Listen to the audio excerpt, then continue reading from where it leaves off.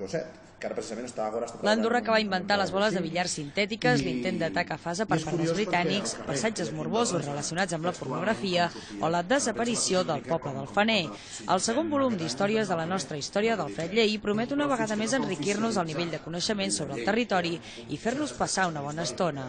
Aquest llibre, des del principi, tenia clar que no volia això. No volia ni notes al peu, ni volia excessives referències històriques. Simplement donar fe d'uns actes que havien passat amb absolut rigor històric, però amb el que dèiem, aquells ingredients de bon humor, d'anècdota i també d'opinió, perquè, si em permeteu, tothom tenim dret a opinar, i si aquella opinió pot servir perquè tu passis millor quan estàs llegint el llibre, doncs tant de bo, no?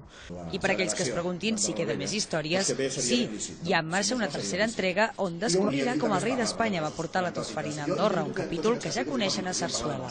Va respondre al cap de la Casa Reial dient que a sa majestat li havia agradat moltíssim rebre aquella carta, que li havia recordat uns temps que al dir-li sí que li van venir, però que feia tant que no parlava d'allò, i que sí, que se'n recorda perfectament que va pagar la tosferina a mig Andorra. I sí, per això l'any de la tosferina real. Aquest és el 7è llibre del fred lleí, que una vegada més es vol ficar entre els més venuts de Sant Jordi. Senyor conseller.